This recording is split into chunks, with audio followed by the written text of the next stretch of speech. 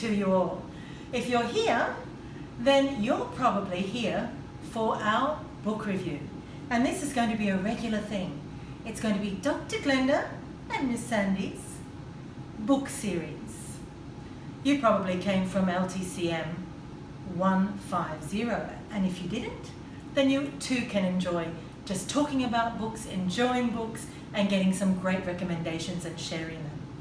Sandy, would you like to stay there, or will she sit down? I think she can stay here. Well, the first thing I want to talk about is a book I've been reading. I've been reading a book called The Nightingale, and it's by Kristen. I'll just say it again and we'll flash it on the screen later. The Nightingale. First recommendation is a fiction book. If you've been looking for something to keep you involved during these long winter cozy nights and days, then I would recommend The Nightingale by Kristen. What's it about? It's set in wartime Europe in France, 1939, and it's the tale of two sisters. They're separated by both experience and age, and also their beliefs. And these two sisters go through some very exciting and tense journeys during World War II, where it was occupied by Germany. So if you want a book full of action, it was the New York Times bestseller. It was also a Wall Street Journal Book of the Year, and it's going to be made into a major movie very soon. So I'd recommend that again, The Nightingale by Kristen. And what about if you don't like fiction and you like to read non-fiction? Well, in that case, the book that I'd recommend is called Sapiens, A Brief History of Humankind.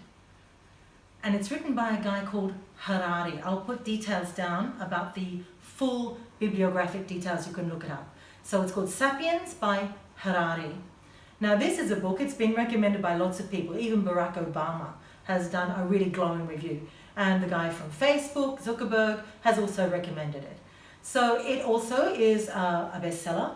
And it's basically, if you're interested in the history of science, the history of agriculture, it looks at how Homo sapiens for thousands of years have developed and refined these skills.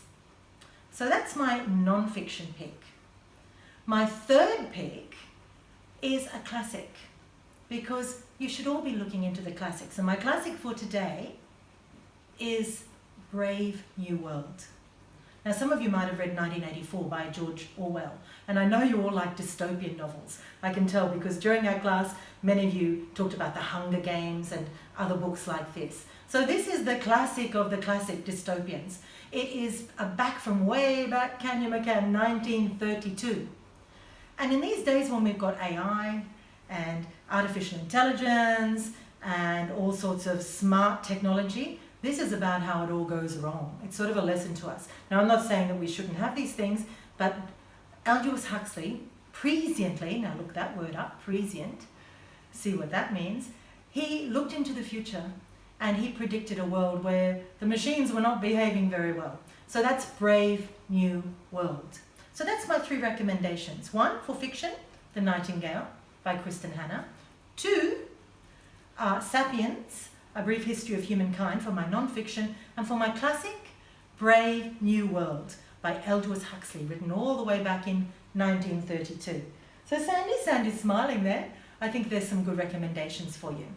But now this is where I want to hear from you. I want you to do three things for me.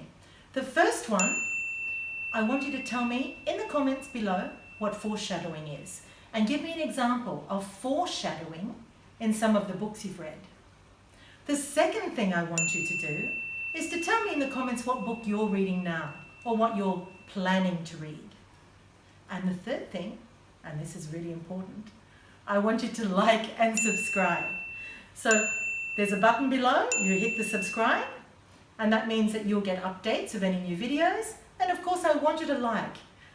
And if you've got any friends who you think would enjoy being part of our wonderful book community and sharing all the wonderful books that we're reading, then please tell them so they can subscribe too.